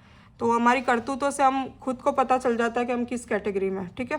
तो बेशक जो लोग ईमान लाए और नेकी का काम करें तो हम किसी नेकी करने वाले के बदले को बर्बाद नहीं करते। उनके लिए हमेशा वाली जन्नत है, उनके नीचे नदियां बह रही होगी, वहाँ ये सोने के कड़े पहनाए जाएंगे और हरे रंग के मुलायम और मोटे रेशम के कपड़े पहनेंगे। वहाँ सिंहासन पर तकिए लगाए होंगे। क्या ही अच्छा बदला है और कितना अच्छा आराम घर है। अभी जन्नत की तारीफ हो रही है और इंशाल्लाह जन्नत भी हम डिस्कस करेंगे, जन्नत और जहन्नम दोनों। तो इंशाल्लाह इससे हमारा ईमान पे बढ़ोतरी होगी। कुरान के अंदाजे बयान के मुताबिक नरकवासियों के बयान के बाद जन्नत में जाने वालों का बयान है, ताकि लोगों के अंदर जन्नत हासिल करने की तमन्ना और शौक पैदा हो, ठीक है। जहन्नम से डर भी हो और जन्नत को पाने की खुशी भी हो, दोनों चीज़ें होनी चाहिए। कुरान के नाजिल होने के वक्त और उसके पहले रिवाज था कि राजा, धनवान और कबीलों के मुखिया अपने हाथों में सोने के कड़े पहनते थे, घमंड के लिए, दिखाने के लिए कि देखो हमारे पास सोना है। मतलब आदमी और राजा पहनते थे।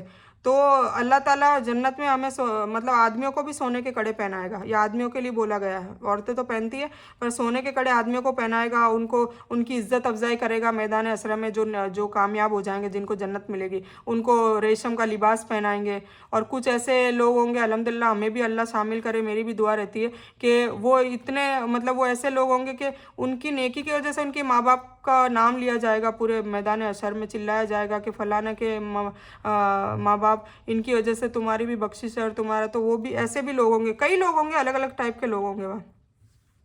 तो जाने वालों को भी स्वर्ग में ये कड़े पहनाए जाएंगे। बारीक रेशम, मोटा रेशम दुनिया में मर्दों के लिए, मतलब मर्दों के लिए सोना हराम है, रेशमी कपड़े हराम है अभी दुनिया में। तो उनको कहा है कि तुम टेंशन मत करो, जन्नत में तुम्हें सोना भी पहना देंगे, रेशमी कपड़े भी। जो चीज़ों के लिए मना करा है ना, जैसे कई लोगों को, आदमियों को आता है यार मुझे भी चैन पहनने की इच्छा है पर हराम है, नहीं पहन सकता, तो उनको मायूस होने के लिए मना करा है कि मायूस मत हो, तुम्हें सोना भी पहनाएंगे। रेशमी कपड़ों का भी हराम का हमारे है इस्लाम में, रेशमी कपड़े नहीं पहनना है, हराम है। तो जो लोग इस हुक्म के एतबार से अमल करेंगे, दुनिया में इन हराम चीज़ों के इस्तेमाल से बचेंगे, उन्हें जन्नत में ये सारी चीज़ें हासिल हो जाएगी, ठीक है। वहाँ कोई चीज़ हराम नहीं होगी, बल्कि जन्नत वाले जिस चीज़ की इच्छा करेंगे, जिस चीज़ की इच्छा करेंगे ना, जो भी वॉट एवर, इवन उनको चेहरा, जैसे मुझे ऐश्वर्या राय का चेहरा चाहिए तो ऐश्वर्या राय का चेहरा मिल जाएगा, ठीक है। आप जन्नत की डिटेल पढ़ेंगे तब मज़ा आएगा, बहुत मज़ा आएगा जन्नत। और इसीलिए जन्नत की डिटेल पढ़ेंगे तो फिर हर कोई जन्नत पाने के लिए दौड़ करेगा, और अल्हम्दुलिल्लाह हर कोई करे, ठीक है ना। और मेरी कोशिश यही है कि दौड़ करनी है, ताकि दुनिया और आखिरत आप लोगों की भी सुधरे, इंशाल्लाह मेरी भी सुधरे, हम सब इसी दौड़ में रहें और एक से बढ़कर एक मतलब रेस में आगे बढ़ने की कोशिश करें। और उन्हें उन दो इंसानों की मिसाल भी सुना दें, जिनमें से एक को हमने 2 बाग अंगूरों के दे रखे थे। अब ये है ना क्या सूरह कैफ की स्टोरी ख़त्म हो गई है। अब मैं ये जो 2 इंसानों की स्टोरी है ना, जो मैंने आपको बताई थी, मैंने आपको क्या बताई थी, असहाबे काफ की एक स्टोरी है, एक जुल्करनैन की स्टोरी है, एक 2 बाग वालों की स्टोरी है और एक मूसा अलैहिस्सलाम की स्टोरी है। तो हमारे रमज़ान में कितने 4 जुम्मे आ जाएंगे इंशाल्लाह, तो मैं ये एक एक स्टोरी आपको समझाऊंगी, ठीक है ना, ताकि आपको याद रहे। और इंशाल्लाह जब आखिरी अल्लाह ने चाहा, इंशाल्लाह मेरी कोशिश है कि आखिरी जब ये रोज़ा होगा ना, उसकी रात हम जगेंगे, तब हम ये सूरह कैफ की, अगर आप लोगों को मैं तो बना के खैर वीडियो भेज दूंगी, आप लोग देख लेना, तो तब मैं इंशाल्लाह पूरी स्टोरी एक साथ बोलूँगी और मेरी लैंग्वेज में बोलूँगी, ताकि आपको स्टोरी के रूप में समझ में आए और आपको याद रहे, ठीक है। और हमको इससे सबक लेना है। तो आज हमने सूरह कैफ पढ़ ली, नहीं सॉरी, एक स्टोरी पढ़ ली, और इससे हमें सबक क्या लेना है, बस ये मेरा बताने का मकसद है। तो हमने पहली स्टोरी कवर करी है, और पहली स्टोरी से ही हमें सबक क्या लेना। सब स्टोरी के अलग अलग सबक है, सबक का मतलब तो पता चल गया ना, मोरल ऑफ द स्टोरी क्या, हमें अब इससे हमें क्या अमल में लाना है इन चीज़ों को देखकर। अल्लाह ताला ने हमें बताया इसलिए ना, ताकि हम इससे सीख लें, समझ लें कि भाई पुराने लोगों में कुछ अच्छा हुआ, कुछ कौमों को बर्बाद किया, कुछ पे अजाब दिए, तो अल्लाह ने दिखाने के लिए बताया कि भाई ये इनको इस वजह से अजाब दिए, तो अब ये मत करना, तुम पे भी आ सकता है।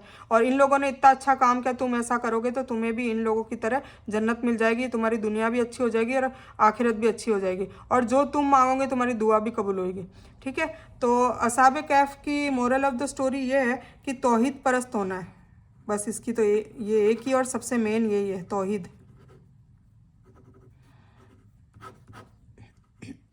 तौहीद, ठीक है, एकेश्वरवाद। अब हम तौहीद परस्त लोग हैं या, एक मिनट पेन नहीं चल रहा है। तौहीद का मतलब अब क्या समझना है, ला इलाहा इल्लल्लाह, जो हम बोलते हैं, सिर्फ बोलते ही हम, अब अल्लाह के बीच में किसी को भी नहीं लाना है। ठीक है ना, इसका मतलब ये है, सिर्फ और सिर्फ किसको मानना है, अल्लाह को। जब हम अल्हम्दुलिल्लाह मतलब सूर्य फातिहा जब हम करेंगे, आज तो पहली आयत ही करेंगे क्योंकि वीडियो बहुत लंबी हो जाती है, तो और मैं देखो मेरी आदत है, मैं जब तक डिटेल में आपको नहीं समझाऊं, जब तक आप लोगों के दिल, दिमाग, कान, नाक, आँख, जिल्द, नफ्स और रूह, जब तक सब नहीं जग जाए, मतलब मेरी कोशिश ये रहती है, बाकी वल्लाहु आलम, तो मेरी कोशिश रहती है कि आपके चारों तरफ से वो बैठ जाए, तब तक मैं ये देखो लंबा लंबा समझाती रहूँगी, मैं शॉर्ट में नहीं बोल सकती। ठीक है ना, चारों तरफ से जितनी कोशिश मेरी है साथ ये, और सबसे बड़ा क्या फ़ायदा आपको हो रहा है कि ये अल्हम्दुलिल्लाह बहुत सालों की मेहनत से ये पूरा ज़ख़ीरा इकट्ठा करके आपको शॉर्ट में 10 मिनट में जानने को मिल रहा है। तो आपकी कोशिश तो नहीं हुई ना, आपको इतनी मेहनत नहीं करनी पड़ी, तो आप इसको है ना हल्के में ना लें। पहली बात तो ये, हल्के में ना लें, अगर इसको बहुत ही एहतराम से आप सीखें, समझें।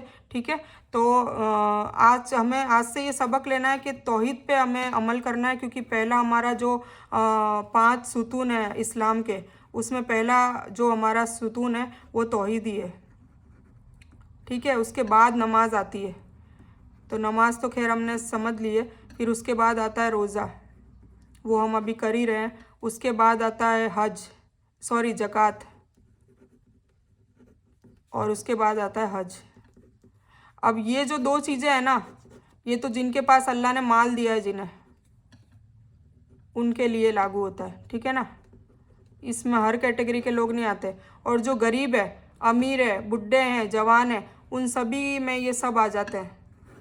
ये 3 चीज़ें तो सबको ही करनी है ऑल, और ये सिर्फ साहिब निसाब, और इनमें भी कुछ सिर्फ ज़कात के हकदार, मतलब ज़कात उन पे फ़र्ज है, और कुछ लोग ऐसे हैं जिन पे फिर हज और ज़कात दोनों आ जाती है। ठीक है ना, इनमें भी कैटेगरी होती है। तो ये हो गई तौहीद। तो आज हमने ये सीखा है कि हमें तौहीद करनी है, अल्लाह के सिवा किसी को भी बीच में नहीं लाना है, मतलब अल्लाह के सिवा किसी से ना कोई मदद, कोई मतलब गायबी मदद कुछ नहीं मांगनी है। हाजिरी मदद मांग सकते हैं, हाजिरी का मतलब होता है असबाब बनाना, मतलब मैं पानी मांग रही हूँ तो ऐसा नहीं कि मैं पानी नहीं मांग सकती, फिर आप ये मत सोच लेना। कुछ आलिम है ना गुमराह करते हैं ये चीज़ों को, अपन बोलते हैं, समझाते हैं, तो बोले कि क्या फिर हम क्या पानी ना मांगे हमरो, तो हाजिरी का नहीं बोल रही हूँ, गायबी, मतलब मुझे रिस्क दे, तो रिस्क, मुझे बेटा दे, मतलब मुझे औलाद दे, मेरी अभी शादी हुई है और अब मुझे औलाद चाहिए, तो गायबी हो गई।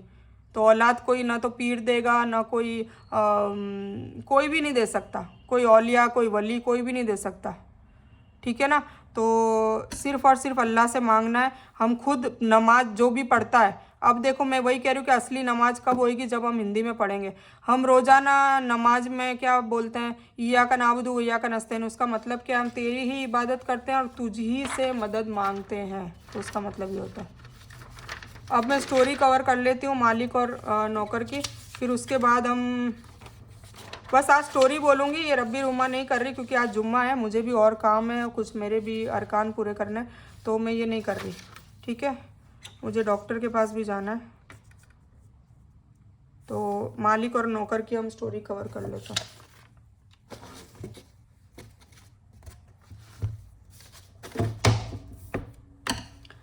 ये जो स्टोरी है ना, इसका कोई मकसद है, टाइम वेस्ट थोड़ा ना करेंगे हम, इसका कोई, मैं बता रही हूँ तो कोई मकसद है, और इसका मकसद इतना बेहतरीन है, और अल्लाह का जो तारुफ है ना, वो इस स्टोरी के बाद आपको समझ में आएगा। तो ये स्टोरी मैंने इसलिए बनाई है, और अल्हम्दुलिल्लाह ये अल्लाह ने पता नहीं कैसे डाल दी है दिमाग में। तो इंशाल्लाह देखो कब तक ये स्टोरी चलेगी, क्योंकि इस स्टोरी का मुझे भी नहीं पता कब तक चलेगी, और चलती रहेगी। और फिर हम बीच बीच में मैं आपको याद दिलाती रहूँगी, जैसे कि जब भी मैं कुरान पढ़ूंगी तो मैं वल असर आपको बार बार याद दिलाऊंगी। मैंने कहा ना क्यों, क्योंकि वो 4 काम, क्योंकि अल्लाह ताला ने वो पहली बात तो मैंने कहा था कि वो कुरान का निचोड़ है वल असर, इसलिए याद दिलाऊंगी। तो जब भी हम कोई भी आयत पढ़ेंगे, कोई भी सूरह पढ़ेंगे, तो वल असर याद रहेगी कि भाई हमारा क्या इसमें रोल है। तो इसलिए तो जब भी अल्लाह की तौहीद की बात होगी, या अल्लाह का काम होगा, या अल्लाह का नाम आएगा, या अल्लाह और बंदे के बीच की जो बात होगी, उसमें स्टोरी याद आएगी आपको। ठीक है, तो इसलिए आप स्टोरी को स्क्रीनशॉट ले लें। ठीक है, स्क्रीनशॉट मैं आपको इसी वीडियो में ही दे देती हूँ, ये आपको दिख रहा है अच्छे से, तो स्क्रीनशॉट ले लें। देखिए मेरे ख्याल से आपको दिख जाएगा। ठीक है, जिसको कुछ लोग है ना मेरे से मैसेज करते हैं कि बहुत छोटा छोटा दिख रहा है, तो जूम करके देख लेना, जूम करके देखेंगे इसको बड़ा तो दिख जाएगा, तो मेरे ख्याल से कोई दिक्कत नहीं आएगी। तो मैं अलग से स्क्रीनशॉट दूं, ये दूं, तो देखो मैं भी बहुत बिजी हो जाती हूँ, तो प्लीज़ मेरा काम थोड़ा मेरी भी हल्का करने की कोशिश करें, इसलिए मेरे को खुद ही दिमाग में आया कि मैं सारा कुछ वीडियो में ही दे दूँ। तो आप इसकी स्क्रीनशॉट ले लें। ये भी आपको अगर ये चाहिए जो मैंने अभी बयान करी है, तो इसकी भी आप स्क्रीनशॉट ले लें। मैं सबकी एक साथ ही दे देती हूँ, फिर अपन स्टोरी स्टार्ट करते हैं। ये जो दुआ है ना, ये मैं फिर कल इंशाल्लाह अपन करेंगे कवर। तो आज मैंने सूरह कैफ बताई थी आपको ना, तो ये आप स्क्रीनशॉट ले लें।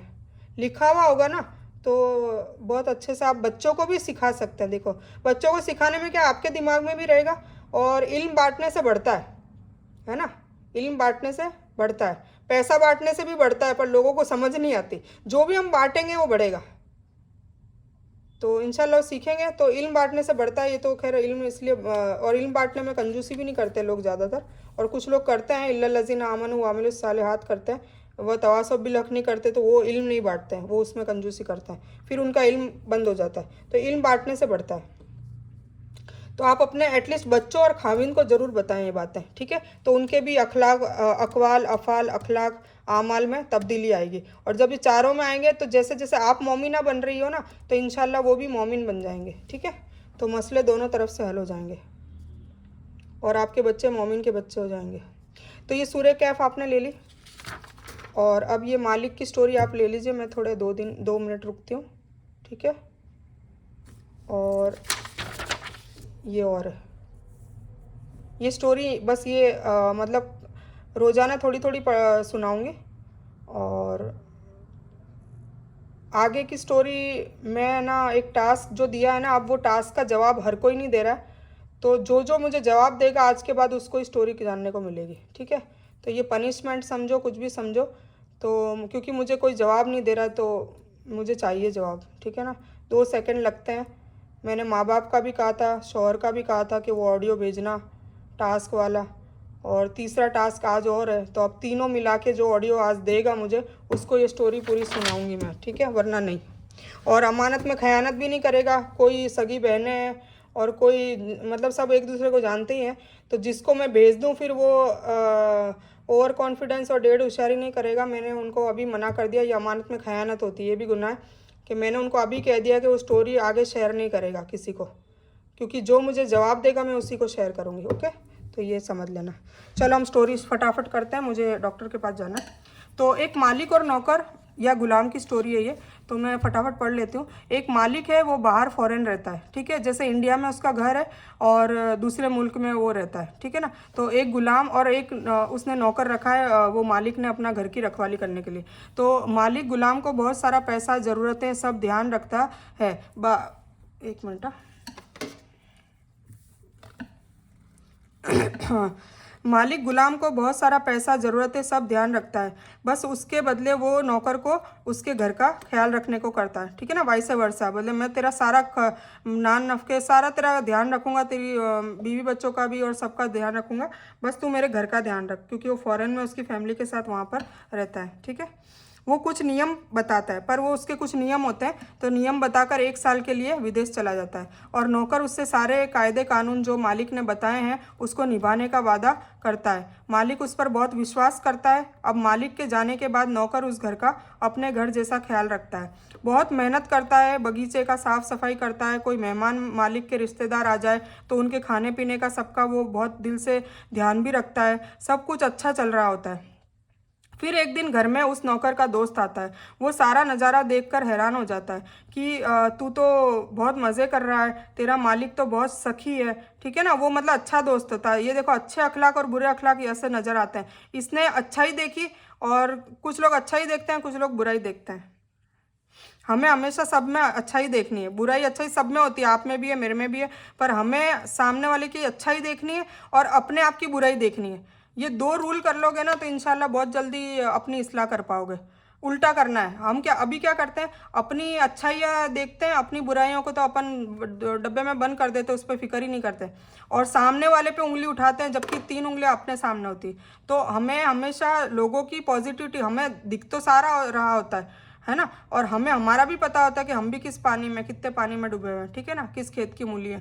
तो फिर भी हम क्या करते हैं, कितनी कोताही करते हैं कि हमारे ऐबों को छुपाते हैं, हमारे गुनाहों को छुपाते हैं, और अल्लाह तो सब जानता है। इसलिए अल्लाह क्या कहता है कि तुम अगर चाहते हो कि मैं माफ़ करूँ मैदान अशर में, तो तुम लोगों को माफ़ करो। मतलब उनकी माफ़ करने का क्या मतलब, उनकी कोताहियों को जाहिर ना करो। कोई तुम्हारे पे जुल्म करता है, तुम्हें कोई गाली दे देता है, कुछ करता है, तो तुम उसको लीव इट करो, गिव अप करो, उल्टा तुम मुझसे माफ़ी मांग लो। तुम्हारी गलती नहीं हो तो भी माफ़ी मांग लो, ठीक है। तो ऐसे आप कर सकते हैं।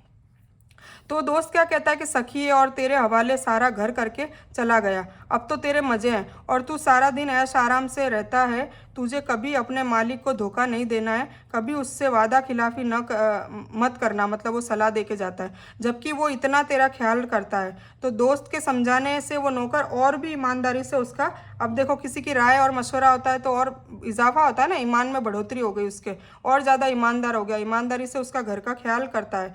अब कहानी में ट्विस्ट आता है। अब क्या आता है, एक जगह तो मालिक के पड़ोस में ही मालिक का एक दोस्त, जो अंदर से उसका दुश्मन होता है, बाहर से तो उसको दोस्त दोस्त कहता है, पर अंदर से वो उससे जलन हसद करता है, क्योंकि वो विदेश में भी कमा रहा है, उसका इंडिया में भी अच्छा मकान कारोबार सब कुछ है, और विदेश में भी कमा रहा है, मेहनत कर रहा है तो कमा रहा है, तो उससे जलता है कि इसके पास कितना धन दौलत है, तो ये उससे हसद करता है। और बाहर वो दोस्त रहता है, मतलब वो कहता है कि मैं तेरा दोस्त हूँ। ये मुनाफिकीन की निशानी, अंदर से कुछ बाहर से कुछ, तो वो होता है। उसकी मिल्कत से हसद जलन रखते हैं, और वो क्या उसके पड़ोस में रहने आ जाता है, जो ऐसे वो उसका दोस्त होता है ना, उसके पड़ोस में रहने आ जाता है। और एक तरफ उसी नौकर का एक और दोस्त होता है जिसका किरदार अच्छा नहीं होता है, वो भी लड़वाने और फसाद फैलाने वाले नेचर का ही होता है। अब जब मालिक को वहाँ 6 मंथ हो चुके होते हैं तो 6 मंथ के बाद उसको घर वापस आना होता है। सो वो नौकर से फ़ोन पर हालचाल पूछते रहता है और नौकर भी सब सही से बताता है। अब इधर वो नेगेटिव दोस्त का आना होता है और वो नौकर को देखकर हैरान होता है, और मन में उसके जलन और हसद होती है, और उसी के चलते वो नौकर को घर से निकालने की साजिश भी रचता है। क्यों? क्योंकि वो देखता है कि यार इतना आलीशान मकान है, उसमें ये आराम से अकेला रह रहा है, इसको क्या करना है, खाली साफ़ सफाई करनी है और फिर पड़े रहना है, और इसको सारी ज़रूरतें इसकी पूरी हो रही है, तो उसको हसद जलन होने लग जाती है। तो कि ये फिर वो क्या सोचता है कि ये निकल जाएगा तो मैं इस घर में ऐश करूँगा, और मालिक तो साल में, और फिर एक और होशियारी कि मालिक तो साल में एक बार ही आता है, ये तो रोज़ाना सफाई करता है। मालिक तो देख नहीं रहा है, पर ये बेवकूफ़ है, उसको हकीर समझता है, इसीलिए किसी को हकीर न समझे, तो वो उसको बेवकूफ़ समझता है कि ये तो रोज़ाना सफाई करता है, मैं तो क्या करूँगा, ये निकल। उसने प्लानिंग भी बना ली अपने मन में और सोच भी लिया कैसा होगा, है ना। तो ओवर कॉन्फिडेंस। तो मालिक तो साल में एक बार ही आता है, सो 1 मंथ पहले सब साफ़ सफाई कर दूंगा और मालिक को इम्प्रेस कर दूंगा और मालिक से इनाम भी लूँगा, और फिर मालिक वापस 1 साल के लिए चले जाएंगे, तो मैं बाकी 11 महीने ऐश करूँगा, तो मुझे कोई रोकने टोकने वाला तो होगा नहीं। तो ये सोचकर वो उस नौकर को मालिक के खिलाफ अब भड़काना चालू करता है। तो और नौकर से वो क्या कहता है कि तुम सारा दिन काम करते हो, अपने बीवी बच्चों को मिलने भी नहीं जाते, तुम्हारा मालिक तो जालिम है। अब इसने क्या कहा, जालिम, और उस दोस्त ने क्या कहा था, सखी। बिल्कुल उल्टा हो गया। तो ये नफ्से मुतमइना या लवामा वाला था, और ये नफ्से अम्मारा वाला था। समझ में आ गया? अब नफ्से अम्मारा वाले लोग कैसे करते हैं, चालें खेलते हैं, साजिशें रचते हैं, अपने आप को होशियार डेढ़ होशियार समझते हैं।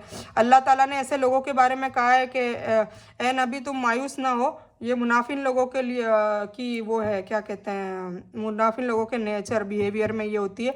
तो बोले कि ऐसे लोगों से तुम मायूस ना हो, ये चाले चल रहे हैं, ये अपने ये सामने वाले को बेवकूफ़ समझते, जैसे ये इसको बेवकूफ़ समझ रहा है ना कि रोज़ सफाई करता है, मैं तो महीने में एक बार करूँगा, तो ये सामने वाले को बेवकूफ़ समझते, बल्कि ये अपने आप को बेवकूफ़ बना रही है। अल्लाह ताला हुक्म देता है हुज़ूर पाक सल्लल्लाहु अलैहि वसल्लम को, हमें समझा रहा है कि और हमारे भी इर्द गिर्द हमारे भी ऐसे लोग होते हैं जो हमें हमारे घरों में लड़ाइयाँ करवाने की साजिशें चलते हैं। ऐसे कई लोग रिश्तेदारों में मिल जाते हैं, कई बार तो भाई बहनों में मिल जाते हैं, दोस्तों में मिल जाते हैं, अड़ोस पड़ोस में मिल जाते हैं, जो घरों में फसाद कराते हैं। ठीक है, तो और हम मुस्लिम हैं, मुस्लिम का मतलब होता है शांति, और इस्लाम है शांति फैलाने वाला, तो हमें मुस्लिम बन के रहना है। और जब मुस्लिम ही ये हरकतें करेंगे तो फिर लोग मुसलमान कैसे बनेंगे? हमें वो अखलाक में हुजूर पाक सल्लल्लाहु अलैहि वसल्लम की ढालेंगे, तब जाके लोग हमारा बिहेवियर देख के मुसलमान बनेंगे ना। आज मैं पहले भी मैंने बताया कि आजकल के लोग वो गुमराही से जो मुसलमान बनते हैं वो किताब पढ़ के आते हैं, कुरान को पढ़ के आते हैं, क्योंकि कुरान में इतना अच्छा लिखा है, अल्लाह ने सारी चीज़ें बताई। पर जब वो कुछ लोग तो क्या है मुस्लिम बन भी जाते हैं, और फिर जब मुसलमानों के बीच में वो रहने लगते हैं ना, क्योंकि मुस्लिम फिर मुस्लिम के बीच में ही रहेगा, तो फिर वो मुस्लिम के अखलाक बेकार है, काफिर जैसे भी होते हैं, मुशरिक जैसे भी होते हैं, तो वो सोचता है कि यार मैं इससे बेटर तो मेरा मजहब सही है कि कम से कम आपस में मोहब्बत तो रखते हैं, मिलके तो रहते हैं, ये तो आपस में ही लड़ रहे हैं, तो उनको देख के वापस वो काफिर बन जाता है। ऐसा भी हुआ है और हो रहा है। तो प्लीज़ इसको समझे, अपने अखलाक की थोड़ी अपने किरदार को बदलें, अपने हुजूर पाक सल्लल्लाहु अलैहि वसल्लम की नक्शे कदम पर इंशाल्लाह चलने की हम सब कोशिश करेंगे। तो अब ये क्या भड़काता है कि तुम्हारा मालिक तो जालिम है जो तुम्हें कैद करके तुमको रखा हुआ है। देखो अब मन में क्या सोच रहा है कि ये ऐश कर रहा है और मैं भी ऐसा ऐश करना चाहता हूँ, और पर उसको कह क्या रहा है, मन में कुछ और जुबान पे कुछ, वो होते हैं मुनाफिकीन जिनके दिल में निफाक है। तो नौकर ये बात सुनकर गुस्सा होता है, तो गुस्सा होता है और उस दोस्त को घर से जाने को कहता है कि निकल जा, तू मेरे मालिक को तू जालिम कह रहा है, क्योंकि नौकर को सारा अच्छा दे रहा होता है ना, उसको पता होता है, तो बोले तू निकल जाओ, गुस्सा होता है और उसको कहता है जा यहाँ से, निकल जा, तू आज से मेरा दोस्त नहीं है। तो उस दोस्त को घर से जाने को कहता है, और फिर एक दिन वो पड़ोसी नौकर से मिलना आता है। अब ये तो चला गया, ठीक है ना, और अब वो पड़ोसी आता है। कौन सा पड़ोसी, मैं याद दिला दूँ, कि जो उसका दोस्त तो है पर अंदर से उसका दुश्मन भी होता है, मतलब वो भी जलन हसद करता है, इसके मालिक से करता है। ये मालिक का दोस्त है और ये नौकर का दोस्त था। नौकर के दोस्त को तो नौकर ने हटा दिया, अब मालिक के दोस्त को तो नौकर हटा भी नहीं सकता है ना। अब वो आया है और जो मालिक का दोस्त होता है। अब आगे की स्टोरी अगर किसी को जाननी है, ठीक है ना, अब मैं ये क्यों कह रही हूँ, क्योंकि है ना आप लोग नाराज़ मत होना, पर मुझे है ना कुछ ही लोग जवाब दे रहे हैं, धीरे धीरे लोगों ने जवाब देना छोड़ दिया, जबकि मैं किसी से कोई ज़्यादा जवाब भी नहीं मांग रही हूँ। मैं तो रोज़ाना जो टास्क देती हूँ ना, वो टास्क मैं का जवाब मांग रही हूँ कि आपने, जैसे कि मैंने पहला टास्क दिया था माँ बाप से थैंक यू बोलना है, और फिर दूसरा टास्क मैंने दिया था कि अपने हस्बैंड को थैंक यू बोलना है, और आज तीसरा टास्क है अपने भाई बहनों को थैंक यू बोलना है। तो सिर्फ वो टास्क दे रही हूँ, तो वो कर रहे हैं नहीं कर रहे हैं, और उनका रिएक्शन क्या था सामने वालों का, बस यही तो मुझे जानना है। तो छोटी सी ऑडियो बना के भी नहीं भेज सकते। तो अगर आपको स्टोरी जाननी है तो वो मुझे टास्क ऑडियो में आज भेजना पड़ेगा, जो भेजेगा मैं उसी को स्टोरी दूंगी, ठीक है, वरना ये स्टोरी यहीं बस इतनी है और फिर इसका फ़ायदा आपको नहीं मिलेगा। चलो ठीक है, अब मैं इस वीडियो को बंद करती हूँ। तो आखिरी बात मैं कह दूँ, इस बयान में कुछ भी दीन की अच्छी बात अगर मेरे मुंह से ज़ुबान से हुई है तो वो अल्लाह की तरफ से है, और बुरी या गलत बात जो गलती से अनजाने में हो गई, जो मुझे पता भी नहीं चला मेरे बोलने में या लिखने में करने में, तो वो मेरी तरफ से है, और उसके लिए मैं अल्लाह से और आप लोगों से माफ़ी की तलबगार हूँ। मैं कोई आलिमा नहीं हूँ, मैं एक तालिबे इल्म हूँ। अल्लाह मेरी कोशिश से आपको सही सही नफ़ा बख्श इल्म पहुँचाए, बस यही मेरी तमन्ना है। आमीन। रब्बना आतीना मिन लदुनका रहमतन व हय्यि लना मिन अमरिना रशदा। रब्बि इश्रह ली सदरी व यस्सिर ली अमरी वहलुल उक़दतम मिन लिसानी यफ़क़हू क़ौली। अस्सलामु अलैकुम व रहमतुल्लाहि व बरकातुहू।